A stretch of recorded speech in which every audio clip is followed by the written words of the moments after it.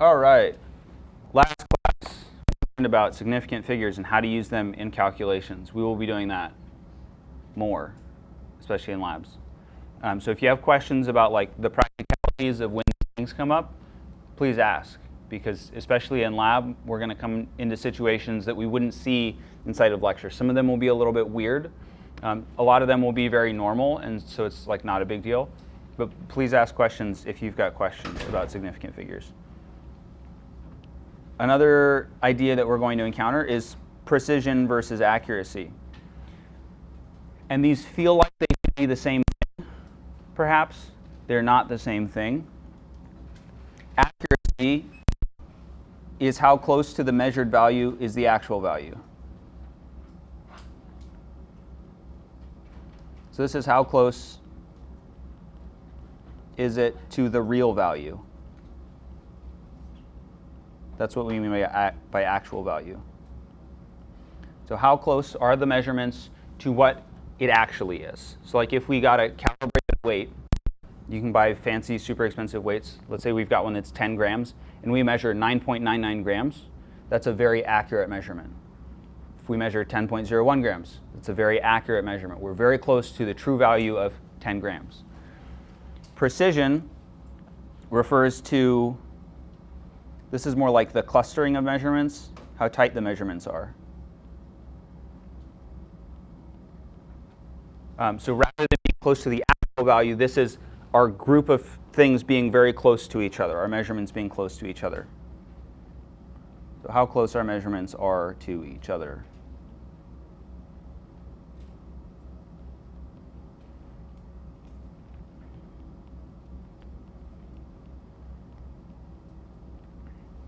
Did we have very good, reproducible results with our measurements? They could be completely different from what the actual value is.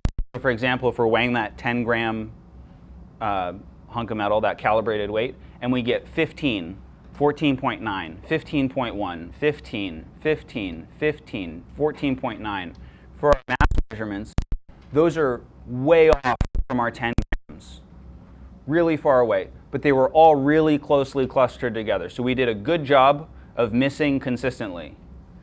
And sometimes that's valuable to miss consistently. So that would be precision. We're way off target, but we've got a really tight clustering. That's often something that we might be able to adjust. So we've got some results. 3 students who repeatedly weighed a lead block. It's got a true mass of 10 grams. And we're going to look at this data, trials 1 through 4, for each of our students. So student A, we've got different trial numbers here on the x-axis. So these bars represent their trial values. And we've got mass on the y-axis. Student A is both inaccurate and imprecise. Our average was very close. A lot of these numbers are pretty far from our true mass. And they're also imprecise, bad precision. Our values are also very different from each other. Our measurements are not tightly clustered. They're not even close to the real value, which is not good. Student B is precise but inaccurate. So all of the values are pretty well clustered, pretty tightly clustered, but they're all below the actual value. So these are all around 9.8 grams on average compared to the 10 grams that we'd like to see. So they're not super close to the true value. They're probably better than student A in some ways, but they're definitely a better clustering. So they're not all over the place. They're a little more tightly grouped. They're more similar to each other. And student C is both accurate and precise. So our average here, 10.01 grams, is very close to our 10.00 grams that we would have expected. And our values, our measurements, are also very close to each other. So accurate, average is close to the true 10 grams. Precise, the measurements are close to each other.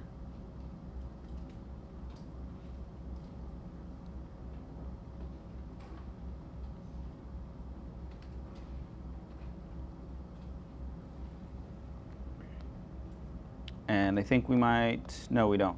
There's another way that this will often, these ideas can be conveyed, which is like people throwing darts at a dartboard. You can have a really inaccurate and imprecise thing. That's like what most of us would do if we played darts, probably. Just darts all over the board. Maybe some of them aren't even on the board. And then student B, this precise grouping, right? Our bullseye would be in the center of the board, and we've maybe clustered them all off in the top left quadrant. We've done a really good job of getting a tight grouping. We just haven't gotten it to the nice center of our board. And then student C would be more like a professional darts player. They threw it exactly where they wanted to every single time, which is not necessarily the center, because that's actually not the strategy in darts, apparently. And we've got some differences in the way that they've got bad results. There's two types of error that they have. So random error is one of our types of error. Every measurement has some random error to it.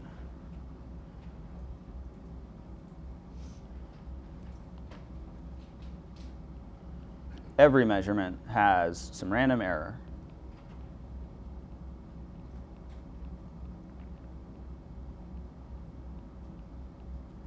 And since it's random, it has an equal chance of pushing our measurement up or pushing our measurement down. So it can either be too high or too low. And it will just, like if you just plugged in a random number generator and said, give me a value from 1 to 100, you just press the enter button forever. It's just kind of all over the place. Inconsistent scattering. In the lab manual, we looked at a Gaussian distribution. If you read through the lab manual, you read about that, or a normal distribution. That's sort of the shape that we would expect in terms of our probability. A lot of our values being relatively close to the center, but then we can have really, really low values, really, really high values, and kind of a whole range in between. And hopefully they're really well distributed. Our student B, that's the one that's got these precise measurements, but they're all off by a bit. So all of the values are lower than we would expect them to be, but they're really nicely grouped. So they probably have a little bit of random error. That's why their values are slightly different from each other. But they probably also have a systematic error.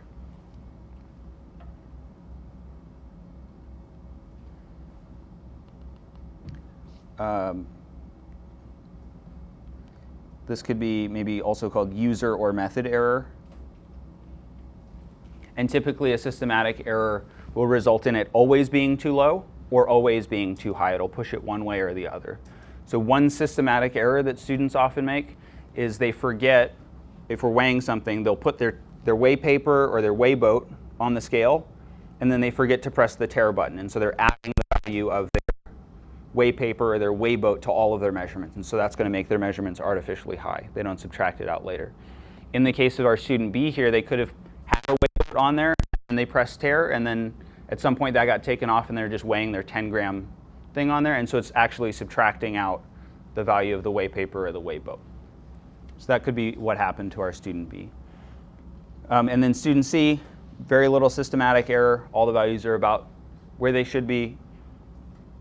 And very little random error because the measurements are all pretty close to each other. So those are two types of error that we might encounter. All right, moving on from error to energy. Energy is the capacity to do work.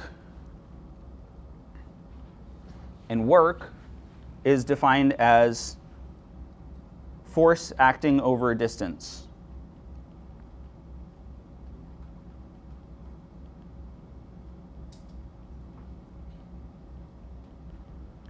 And this is a very, these are very physicsy terms. So if we use the physics definition of work, if you push on a wall and the wall doesn't go anywhere, even though you're pushing as hard as you can and you're really exhausted and you've obviously expended energy, you haven't moved the wall at all, and so you haven't done any actual work. That's one funny circumstance that we can run into with our physics definition of work. If you push a box across the floor, you pedal your bicycle across the street, you walk out to your car or to a bus stop or home or wherever you go, you're moving your body, you're pushing, there's a force acting on your body that you're exerting, so you're doing work. I think we will revisit work later in the class. With energy, there are a couple of types of energy. Here are three important types of energy. I think we've got some more on the next slide. Kinetic energy is motion energy, the energy of movement. Normally in the classes that I'm in, I'm on a chair that has wheels on it, and so I roll across the class. But this time it's reversed. You all have wheels and I don't have wheels. So if you're rolling around in your chairs, that would be kinetic energy, or walking around the room. Kinetic energy. It's associated with motion, with movement. There's also potential energy. This is often related to position or composition of an object. For position, we would often call that gravitational potential energy. It's like if you pick something up and you let go of it, it changes the gravitational potential energy into kinetic energy, the object falls. Composition of an object would be more like a chemical energy. So things that explode, you're releasing the energy that's inside of those molecules or inside of those explosives. We also have thermal energy or heat energy.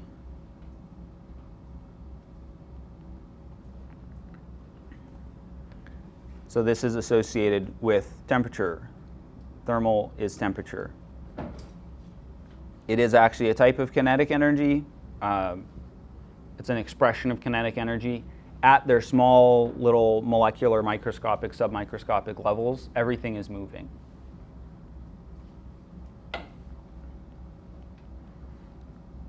Atoms and molecules at all temperatures are in constant motion.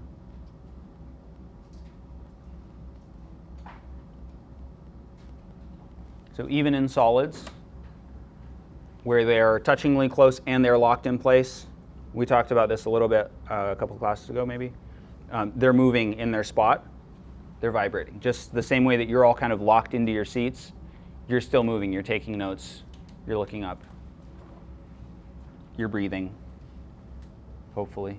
Don't forget to breathe. With energy, just like mass, we have a law of conservation for it. So mass has a law of conservation. Energy also has a law of conservation. So we never create or destroy energy. It can change from one form to another form. It can flow from one object to another object. The total amount of energy in a system is constant. For small systems at least. I think at the universe level this is not true. If you have high potential energy, those objects tend to be unstable. So things like explosives, things like on this previous slide, this weight that was balancing on the top of a roof. Given a chance, that weight will fall off the roof and plummet to the ground to get rid of that potential energy. Turns it into kinetic energy, transfers it into the pavement, and now it has less energy. This also applies to people. So people that have a lot of energy within themselves, we usually think of kids on a sugar rush. They've got a ton of energy. They're going to tend to not be sitting still and nice and, quote unquote, behaving. They've got a lot of energy. They want to get up. They're going to go run around the house. They're going to go do something. My dog also does this. He's sort of like a small child in that way.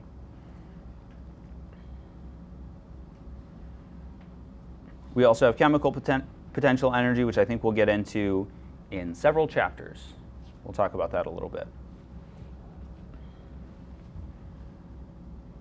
Okay, summary for energy. Energy is always conserved, especially in physical or chemical changes. We don't create new energy, we don't destroy energy. If we have high potential energy, we're going to try to minimize potential energy. Objects try to minimize their potential energy, they try to be stable. And they'll release energy into their surroundings when they do so. So if you have a gas-powered car and you turn it on, you're releasing chemical energy in the bonds of the octane and the other fuel molecules in your car. And those get propelled out the back of your car. We're releasing some of that chemical energy to turn it into kinetic energy so car goes boom. And we can get where we want to. Questions about precision, accuracy, energy?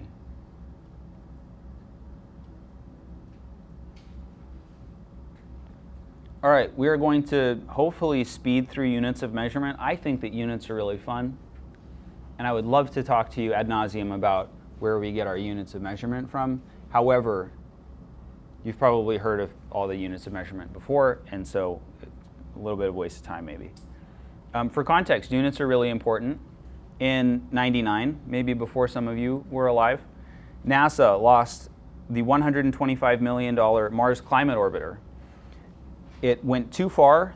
This is maybe a representation of it. It descended too far into the Martian atmosphere, got a little bit too much friction, heated up, and said, later, burnt to a crisp. $125 million plus all that they spent to get it up there and all the man hours and et cetera, just gone. And they determined the root cause of the loss of the spacecraft was a failed translation of English units into metric units. So some of the units were in English units, some of the units were in metric units. The people that were putting in the instructions put in the wrong number because they were expecting different units. So it went too low and it burnt up. Hopefully this is not a mistake that any of us will be able to make in our lifetimes. However, we can still make measurement and unit issues.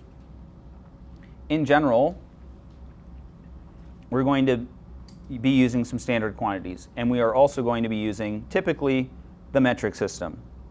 That's the most common unit system in the world. That's what almost everyone in the world uses. However, the English system is also used in the US, and some of our friends across the pond also use English units. The English. Scientists use the International System of Units, which is abbreviated or shortened to SI. It's from the French, which puts the word for system before the word for international. So it's SI units instead of IS units.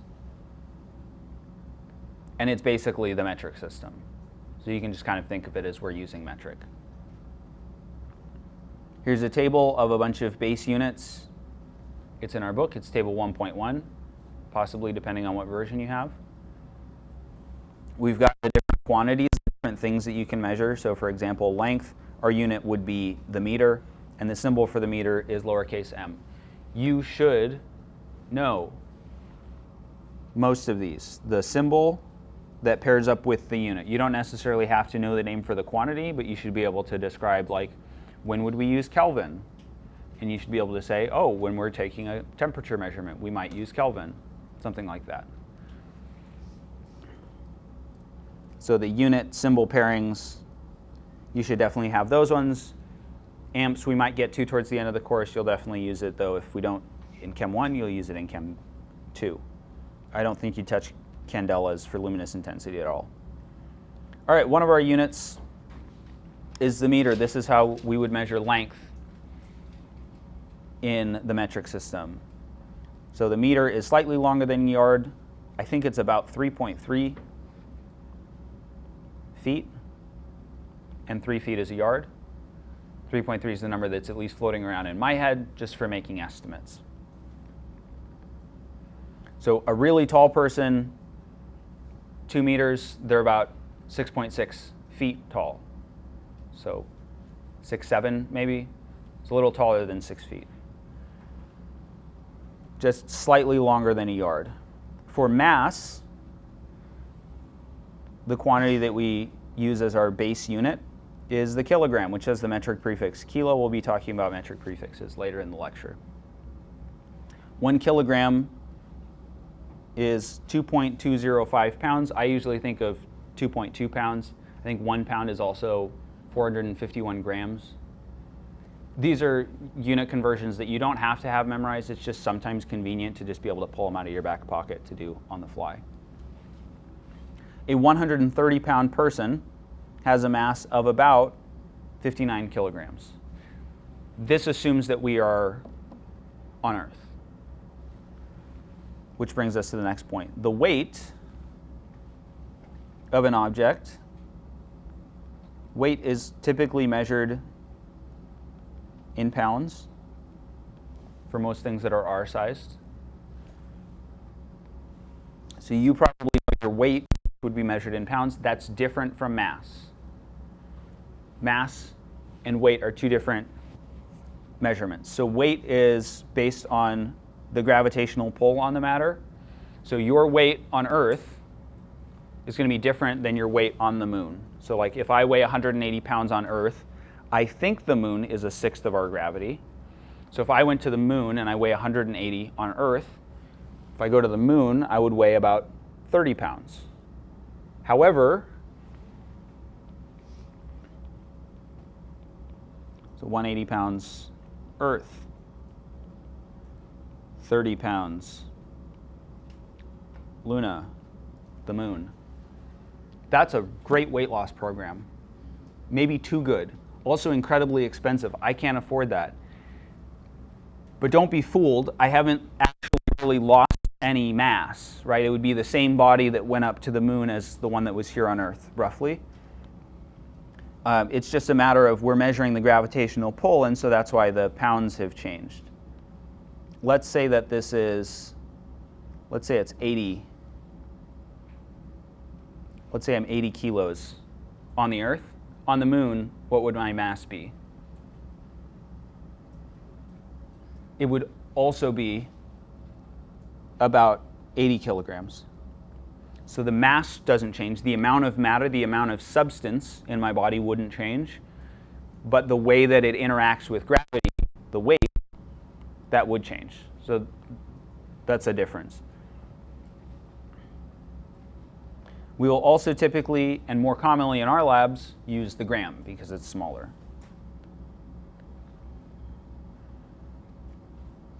One kilogram is equal to 1,000 grams.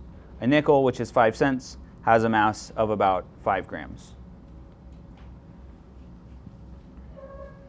So this is more kind of smaller stuff. Kilograms is good for stuff that's kind of our body sized. Grams is better for stuff that's more like food sized. Our unit for time is one that's familiar to us. It's the second, and it's defined based on an atomic clock. So there's a certain transition of a cesium-133 atom, an isotope of cesium that decays by radioactivity, and they measure the amount of times that it decays, and they correlate that to a second, and so our definition for a second is always the same. The reason that this is important is for reasons that you probably are aware of already. How many of you have ever reset the time on like your car clock or a clock at home or a mechanical clock, right? Because over time, they drift, the times drift. So like my car, I think, is 2 minutes behind, which is kind of dangerous because that means it looks like I'm going to arrive 2 minutes earlier than I am. If I look at my phone, which is synced presumably to an atomic clock somewhere else, I know that I'm actually 2 minutes late. I'm not on time, I'm 2 minutes late. So having a good definition of time lets us keep track all over the world. We can reference back to one time source, one timekeeper. Our unit for temperature for the SI system is Kelvin. This is different from what metric folks usually use. And I want to point out that there's no degree sign for Kelvin. It's just Kelvin. In Fahrenheit, we've got degrees Fahrenheit. In Celsius, what a lot of the rest of the world uses, we've got degrees Celsius. Kelvin is just Kelvin.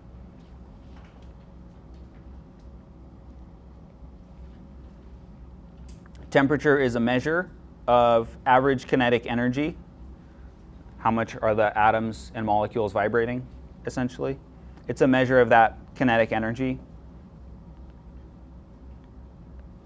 And it also determines direction of thermal energy transfer or heat.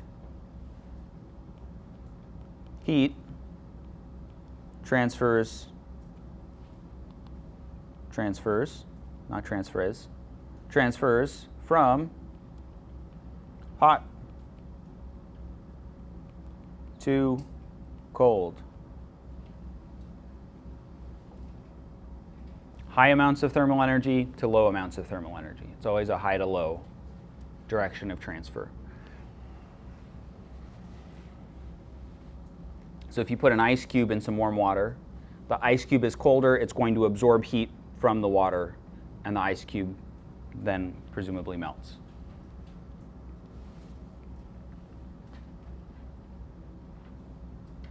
There are other units that we'll use other than Kelvin, although we will use Kelvin, especially when we get to gases. We'll use Kelvin. The Fahrenheit scale is the one that we're probably most familiar with.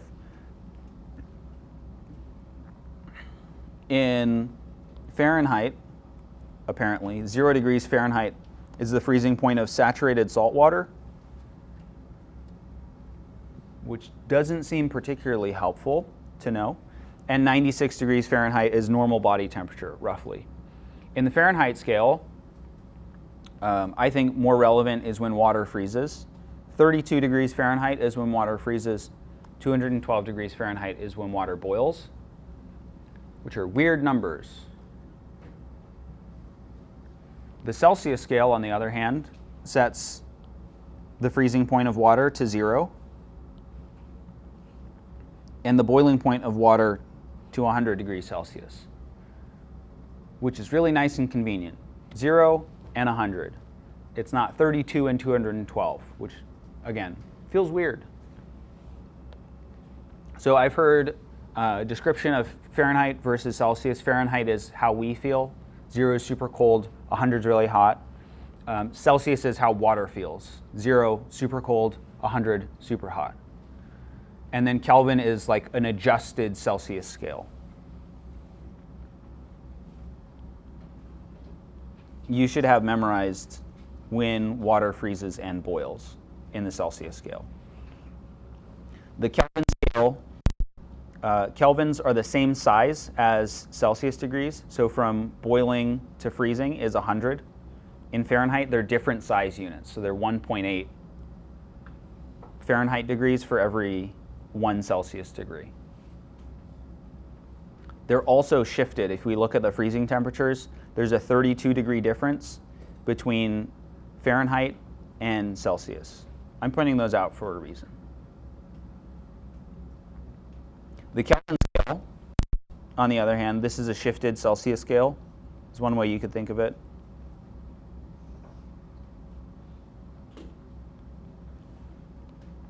This is an absolute scale. And so it sets 0 to the coldest temperature possible, which would be 0 thermal energy. So far, I believe nobody has gotten to 0 Kelvin. They've gotten really close. They've gotten to like fractions of a fraction of a Kelvin. They haven't gotten to 0 Kelvin. They've gotten really close though. So theoretically, if you got to 0 Kelvin, the atoms and the molecules have ceased moving or something like that. It's super, super cold. And you can't get to negative Kelvin. You can have negative Celsius, you can have negative Fahrenheit.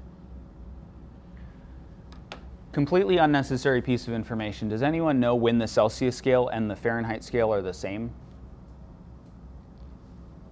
There's a temperature at which they're the same.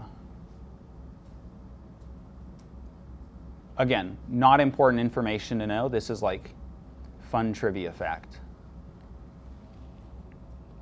It's minus 40. So minus 40 Celsius is the same as minus 40 Fahrenheit.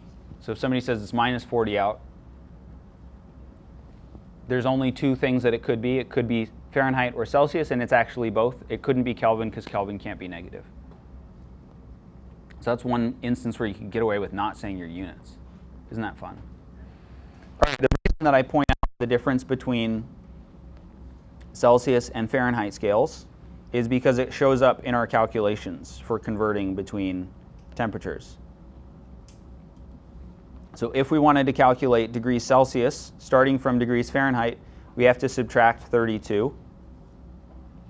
32 is the difference between the freezing points. That's where that 32 number comes from. And we also divide by 1.8. This is the difference in size of units.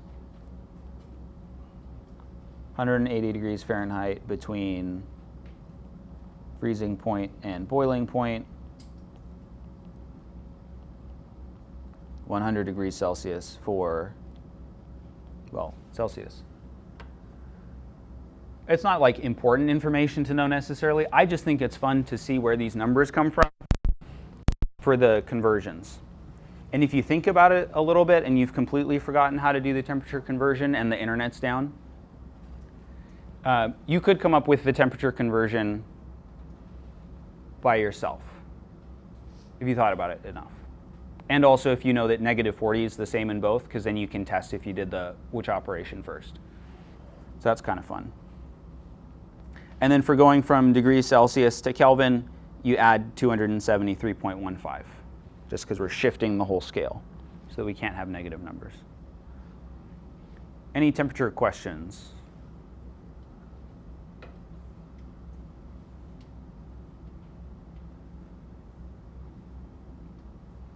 Fun. All right, let's practice converting temperatures.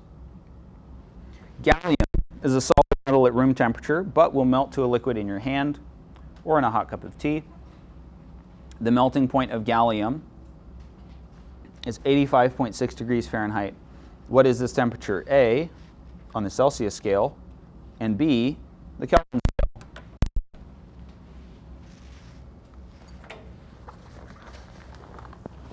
Pull our calculators out.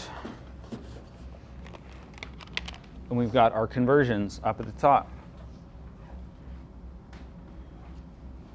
So for A, we are going to be calculating degrees Celsius. It's equal to degrees Fahrenheit minus 32 over 1.8. So we plug in 85.6 minus 32 over 1.8. It's important, if you do this on your calculator all in one step, it's very important that you put the top in parentheses or you do it as a separate step, or you'll get the wrong answer. So we'll add in some red parentheses. Those are necessary if you do it all in one step and you don't use like a fraction button so that you're setting them literally on top and on bottom on your calculator. So 85.6 minus 32, then divide by 1.8. Calculator says this is 29.7, and then there's a bunch more sevens, and then there's an 8, and that's a 7 that's gotten rounded up because of the 7 behind it. And we put a little hat or a bar or a line over our 7. That means the 7's repeating. And the units are now degrees Celsius.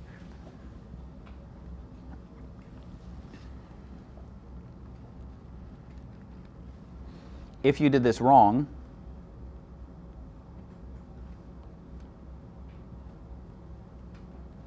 it would be 67.8, 2 repeating degrees Celsius. That's if you put it in your calculator wrong. You forgot the parentheses or you didn't do them as separate steps.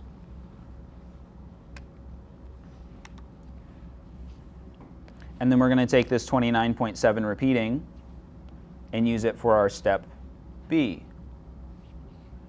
We're going to Kelvin. Kelvin equals degrees Celsius plus 273.15. So plug in our 29.7 repeating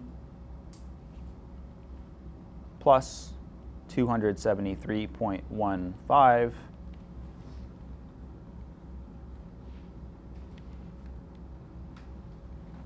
And our Kelvin temperature is 302.927 repeating Kelvin.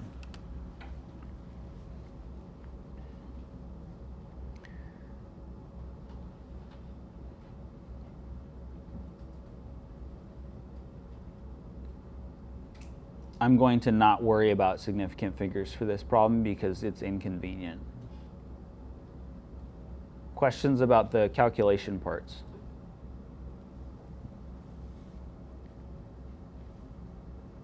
Cool. Pretty simple. Plug it into the formula, solve it, sort of stuff. Now on to the prefix multipliers that I promised you. So our scientific notation, like 5.4 times 10 to the negative 6, would be an example of scientific notation. Lets us express very large or very small numbers in a compact manner using exponents. The SI system, the metric system, has prefixes, so things that go in front of the word or in front of our unit, that changes those values. And they change them by powers of 10.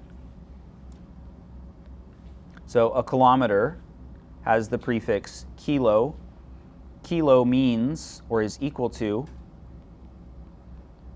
1,000, which is the same as 10 to the 3. So you can plug in the number for the word part. So lowercase k equals kilo equals 1,000 equals 10 to the 3. Let's make it 2 kilometers. That's 2. If we plug in for the k, plug in the 1,000, then in meters, this would be 2 times 1,000 meters, or 2,000 meters. So you can replace any of our prefix multipliers with the 10 raised to the whatever power it is, which can make the unit conversions really simple. It also means that we can, if we have something in scientific notation like this 10 to the minus 3, we can pick a prefix multiplier that's close to the size of what we're measuring, and that will give us hopefully something that's between 0.1, which is kind of small, but like we can imagine what a tenth of something looks like, up to maybe in the realm of 1,000. If we're up to 1,000, we should probably switch to a different unit. So something from 0.1, whatever the units are, up to maybe 100 or 500 of whatever the units are, because we can imagine like what 50 people or 500 people maybe looks like. You've maybe been in a scenario with that many people. But once we start to get into like millions, I don't know what 5 million people looks like. Like if you showed me 2 pictures of crowds and one of them's 1 million and the other one's 2 million, I have no clue which one is which, probably. If you show me 5 versus 10, we can definitely figure out the difference between that. It's just to make it so that it makes sense for our brain. It's basically what I'm going at. These are some of the prefix multipliers. I believe this is a non-inclusive list of prefix multipliers. Good news. You don't have to memorize all of them. Better news, they're different by units of 10. So all you really need to learn is the names. The names are kind of the new thing, and pick what number they go to. But it's not like memorizing all of the units in the very not easy system that we've mostly grown up with, the English system, where you have to memorize things like how many cups are in a pint, how many pints are in a quart, how many quarts are in a gallon, how many fluid ounces are in a cup, how many ounces are in a pound, how many pounds are in a ton, how many feet are in an inch. Those are all different numbers, or mostly different numbers. And with prefix multipliers, they're all nice round numbers of 10. There's a couple that are especially important that you should definitely know. I would say, though, anything between giga and nano. You should know all of those prefix multipliers. The very important ones, though, kilo, centi, and milli. These are ones that will come up in your everyday life. If they don't come up now, you'll start to see them eventually. And some of these middle ones, we're missing a few. Some of these middle ones are a little weird. So like deci is 10 to the minus 1. Centi is 10 to the minus 2. Once we get out to kilo and milli, let's look at kilo. Kilo is 10 to the 3. The one that's bigger than kilo is mega, which is 10 to the 6. It jumped by 3. The exponent jumped by 3. When you move from mega to giga, that one also jumps by 3. So 10 to the 6 to 10 to the 9. And that's a common theme as we go up in our prefix multipliers. So you don't necessarily have to remember all of the numbers as long as you remember that they jump by 3s and you have the order correct. Fortunately, living in the digital age that we live in, we have some experience with kilo, mega, gigatera, maybe peta, maybe kilo. Storage devices, like how much storage do you have on your phone? How much do you have on your laptop? Those all use these same prefix multipliers, so kilo, mega, gigatera. So these are the same prefixes that we see usually attached to bytes. So kilobytes, very small file. Megabytes, maybe a picture. Gigabytes, a movie. Terabytes, all of the information that you have on your computer, probably in terabytes. And then on the other side, after we get outside centi and milli, we go to micro, which is the Greek symbol mu for its symbol, but these also go down by powers of 3. So milli, micro, nano, just dropping in those orders. Okay, so we'll leave some notes. Learn these. Questions about our prefix multipliers? I think they're fun. All right, how long is 4.5 megameters in meters? Starting with 4.5 megameters, going to meters. Also notice we've got a capital M for mega. There's a lowercase m, which is milli. So capitalization is also very important to pay attention to.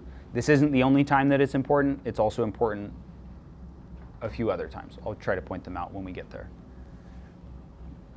So we want to convert megameters to meters. We need to know what mega stands for. What's the number equivalent to mega? So we go to our table, we find mega. It's got the capital M. We did correct with capital M. It's 1 million, so 10 to the 6.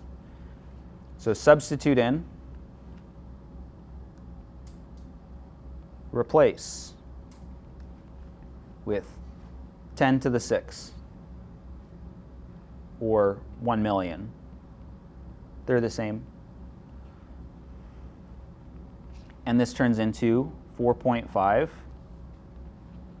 times 1 million meters, or 4.5 million meters.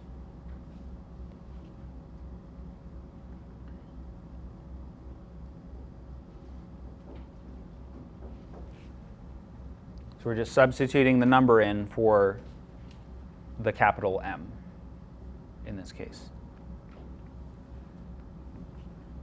7.13 times 10 to the minus 9 liters is equivalent to how many nanoliters? So we're going to a small number this time. So we got liters. We're going to nanoliters. Nanoliters is lowercase n, capital L for liters. Nano, lowercase n, is 10 to the minus 9.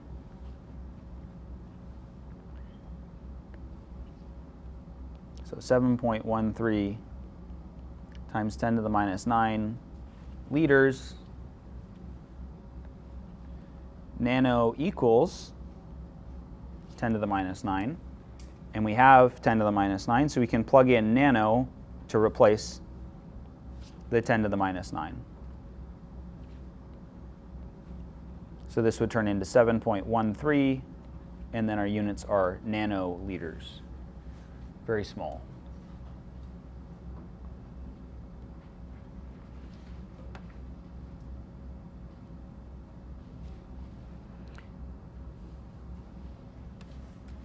We also have smaller, not smaller. We do have smaller units, but that's not what I meant to say. I need to put my phone on Do Not Disturb. We also have derived units. Derived units have a combination of other units.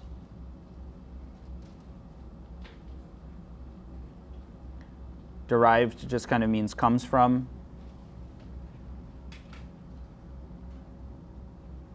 So these come from other units. They're kind of a hodgepodge. We've combined a couple of units together. So things like miles per hour, meters per second, cubic meters, cubic millimeters, cubic inches, square feet. Anything where we've got more than one unit would be a derived unit. And a lot of our units of volume are derived units. Cm to the 3, I'd like to point out here, is cubic centimeters.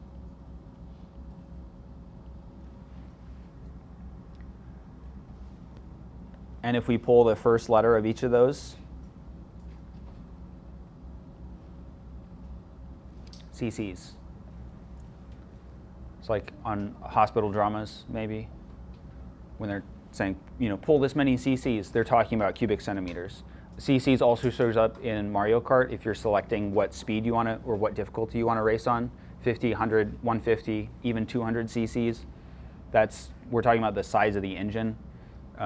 Motorcycles are also commonly given in engine size for cc's. All just fun stuff, fun extra stuff.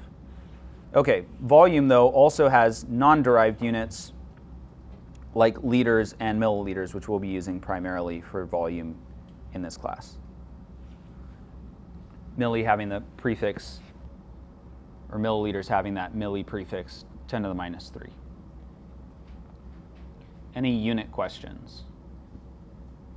If it feels like we're racing, it's because we're racing. I'm zooming.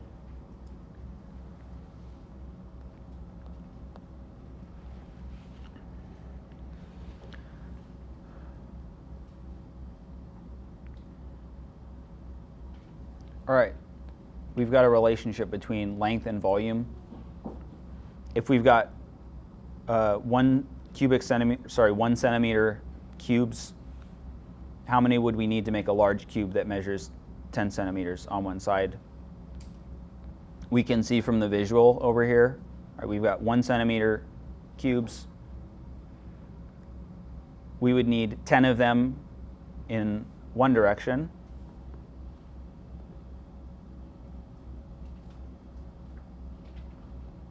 $10 cubes to just get the width, the way that we're looking at it. We would also need then to stack that stack of cubes 10 high, and we would need to take that wall of cubes and stack that wall of cubes 10 cubes deep.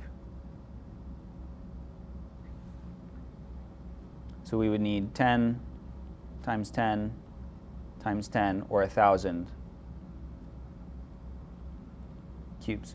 When we're changing from length units to volume units, we can tend to rack up really big or really small numbers pretty quickly.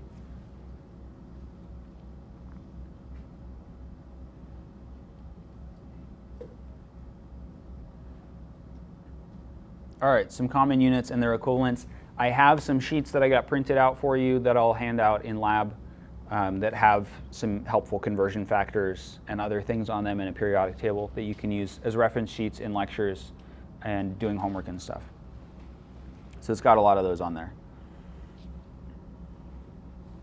Also potentially useful, 1 cubic centimeter is 1 milliliter. Another derived unit, other than volumes, is density. Density uses this equation. Density is mass over volume, or D equals M over V. Lowercase d for density, lowercase m for mass, capital V for volume. Density is a physical property. It depends partly on temperature, because when you heat stuff up, typically things expand. And so the volume is going to change, so your density is going to go down at higher temperatures. Something like that. A lot of substances, we have known densities at specific temperatures. So this is a table for 20 degrees Celsius. One important one to know, to just kind of have tucked away in your back pocket, these are all in grams per milliliter, by the way, grams per cubic centimeter. Water, you can just kind of generally assume at reasonable temperatures, temperatures we would exist at, is about 1 gram per milliliter. So you can convert grams to milliliters or milliliters to grams. You just change the unit because it's a density of 1. So that's kind of nice. Others of these have really high densities. So mercury, for example, has a density of 13.55. That's 13 times the density of water. other things like lead, a density of 11.4, some expensive metals, gold and platinum, even higher densities. So for the amount that you have, they're really heavy, surprisingly heavy. You'll need this table for doing some of the examples. One tool that I've seen some students use for equations like density, things that have the form of something equals something over something else. There's, for people that don't like to do algebra, there's a little trick. We make a little pyramid and we put in our letters, d equals m over v. And then whatever one of these three things we want to solve for, you cover it up. So if we want to solve for volume, we cover up the volume, and we've got mass over density, that will give you volume. So let's pretend like we covered that up. That means that volume equals mass over density. If we wanted to find mass, we would cover up the mass, and we would do density times volume, and that'll give you the mass. Or you can just do the algebra. If you're comfortable rearranging equations, doing algebra, I think that's easier than learning a new trick, but the new trick also works. Two types of properties. There are intensive properties, there are extensive properties. Intensive, like intent, relating to intent, properties do not depend on the amount of the substance. Intensive properties can be used to identify substances. So things like density, doesn't matter how much of the substance you have, any amount of one thing, as long as it's that same thing, should have the same density. If you have a lot or a little, it's going to be the same density. The melting point for a big amount versus a small amount, also going to be the same. It doesn't change. The color, other properties like those are all intensive properties.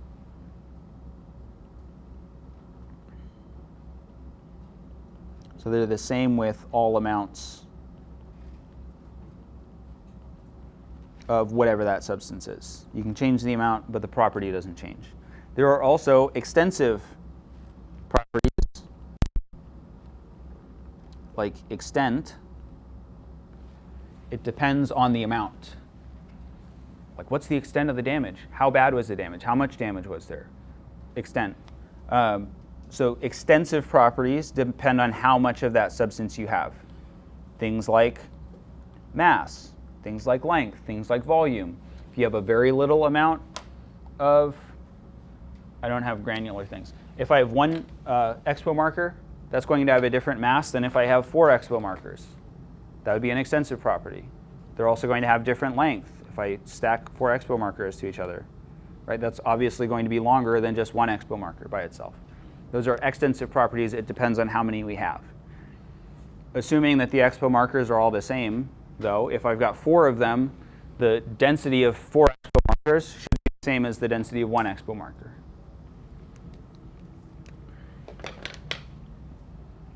We will be using intensive and extensive properties next week in lab. Questions about intent versus extent. Intent, like what you mean.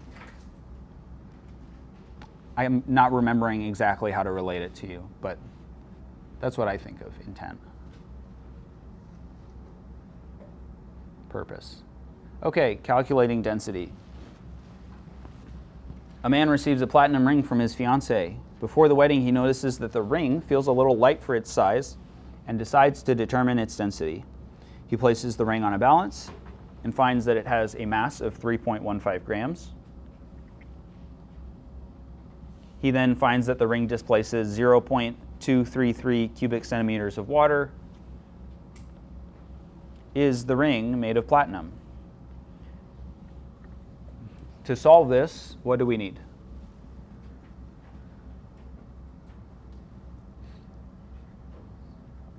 How about let's go back a step further.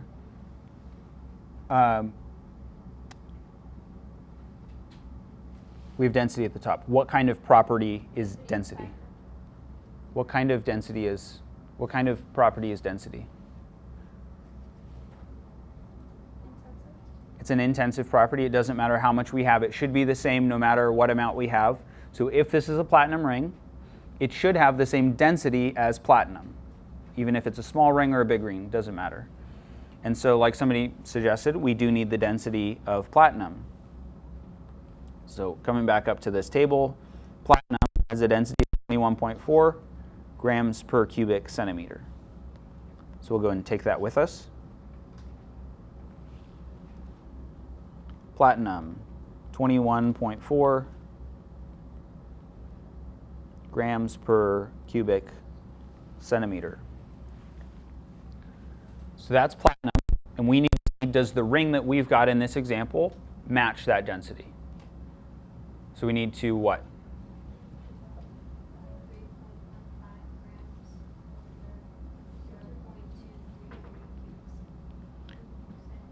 Yeah, we need to calculate the density. So we're going to take our mass and divide it by the volume. So 3.15 grams over 0.233 cubic centimeters. And since none of our units have canceled out, the units that come out are grams per cubic centimeter. Ask our calculator to do the math for us. And we get a value of 13.5 after we round for 3 significant figures. Final answer?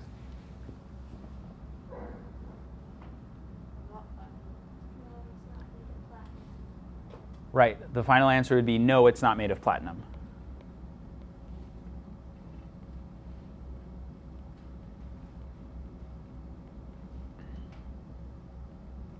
Or if it has some platinum in it, it's going to be just platinum coated and it's some cheaper metal underneath. Cheaper, aka also not as dense metal underneath. All right, the woman is shocked that the ring is fake and returns it, because I guess she didn't get scammed. She could return it. She buys a new ring that has a mass of 4.53 grams and a volume of 0.212 cubic centimeters. Is the new ring platinum?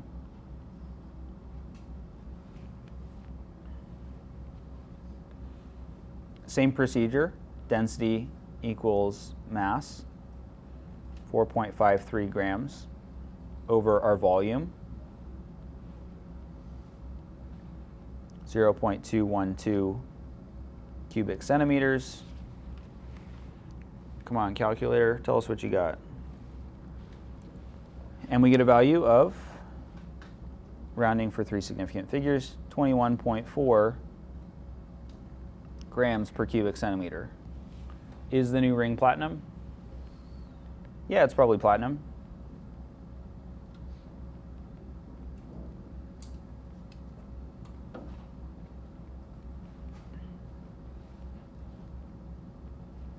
At the very least, it's the same density as platinum. If we've been duped once, though, we'd probably go through some more tests maybe to see if it is actually platinum. Or maybe we just don't care. It's close enough. All right, the density of copper decreases as temperature increases,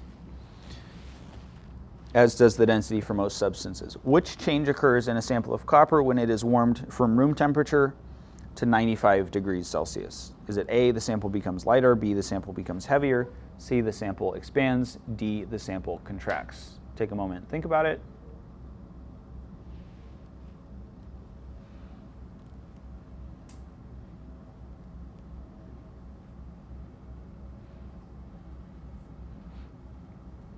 Which one of these changes would result in the density change that we expect?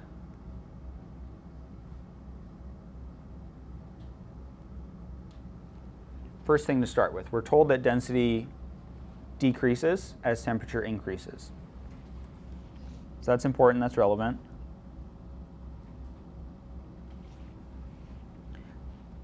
we are going from room temperature to 95 degrees Celsius. Room temperature in degrees Celsius is about 25. How is temperature changing?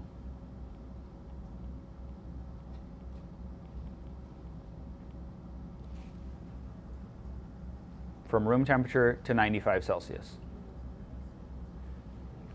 It's increasing, right?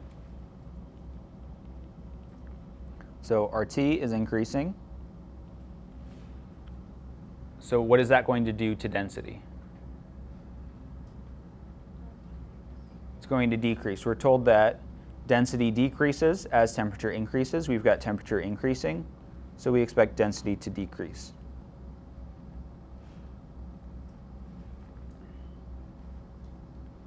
Let's look at our formula for density.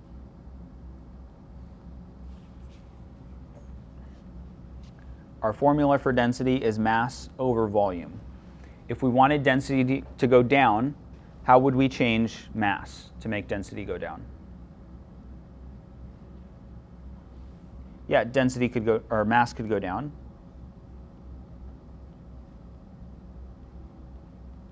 A mass decrease while holding volume the same would lead to a density decrease. What about for volume? How would we change volume to make density go down? Increase. They're an inverse relationship. So a volume increase would lead to a density decrease. Do we have any questions about those? Okay, so what we've done here, we've figured out what the temperature change means for density, what the density change means for mass or volume. So we've effectively canceled two of these options out. To get our density to decrease, we either have to decrease our mass or increase our volume. So that would be the sample becoming lighter or the sample expanding. So we've effectively removed B and D. So we've got a lump of metal, we heat it up. Do we think that the sample is going to become lighter or the sample is going to expand? Yeah, it'll expand. I actually said that earlier. I mentioned it earlier. It's going to expand. We've just heated up the metal. We haven't changed it in any substantial way other than heating it up. So it wouldn't make sense for the sample to become lighter unless it was like something that was boiling and some of it was leaving. Law of conservation of matter or whatever. Questions? Cool. For solving problems in chemistry, lots of them can be thought of as unit conversion problems.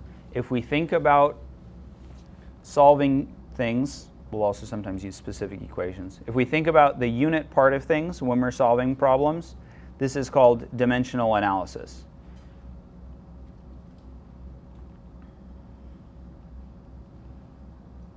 Dimensions like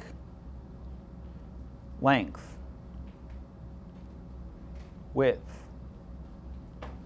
time, other things like that. So that's the sort of definition of dimension we're talking about. So we're analyzing things like length, width, time, other units to figure out how to solve the problem. There are a lot of problems where even if they have a specific equation, we can still get to the answer with dimensional analysis. And crucial to doing dimensional analysis is that units are always included. Almost every number that we use will have a unit. Every number needs its unit. Yes, it is annoying sometimes to write out all the units. And units can also be multiplied, divided, and canceled by dividing, like other algebraic quantities like x, y, z. So for example, if we do centimeters times centimeters, centimeters squared. If we add another centimeters to the front, cubic centimeters. That's where cubic centimeters comes from.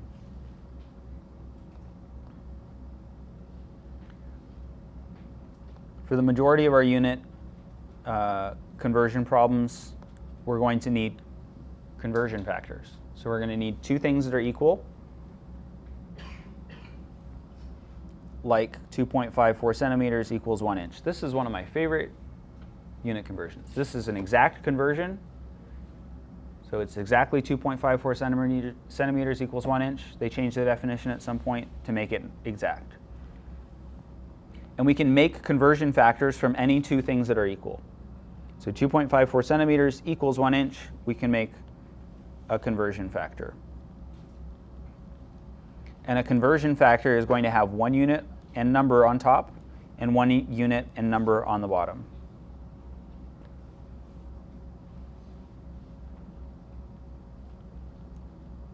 So something with the form x unit A over y unit B.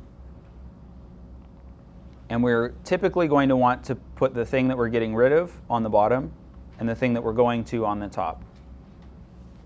There's two conversion factors that we can make from 2.54 centimeters equals 1 inch. One of them we make by dividing both sides by the centimeters. So to move something from one side to the other, in case well, we have to always treat both sides of the equals sign equally, otherwise they're no longer equal. So divide both sides by 2.54 centimeters. And what happens when we do 2.54 divided by 2.54? Those would cancel out, right, because those are the same. And what about centimeters over centimeters? Also the same. Right, so those also cancel out, and by cancel out we mean it turns into 1. So the left side is equal to 1, and the right side, that's our conversion factor. That's what we would plug in. So 1 inch over 2.54 centimeters. And this is equal to 1, and anytime that we multiply something by 1, we get the same thing out. So that's what we're taking advantage of when we're using these conversion factors. We're multiplying by something that's equal to 1, so technically, like math-wise, we haven't changed anything, although we've changed the units. So that's why we can get away with converting things. The other conversion factor that we make, or could make, 2.54 centimeters equals 1 inch. We would divide both sides by the inch instead.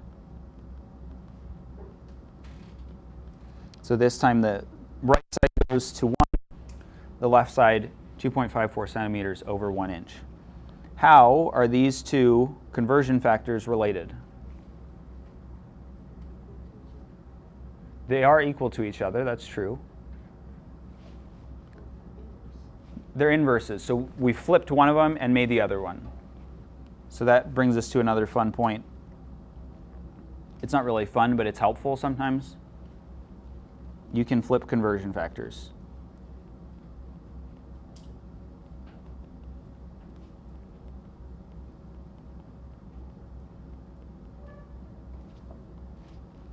So we can swap the top and the bottom.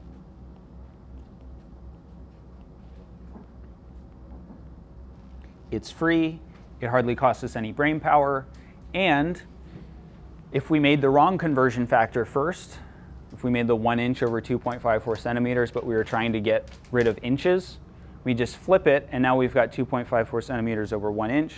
The inches here would cancel out with the inches that we started with, so then we don't have to redo the algebra. Also, if you're comfortable just going from the two things being equal to each other to the conversion factor, that's simple enough algebra that I believe that all of us are capable of doing it. You're welcome to just skip the algebra step. I wanted to be rigorous and show us where we get those from. Any questions at all? Great.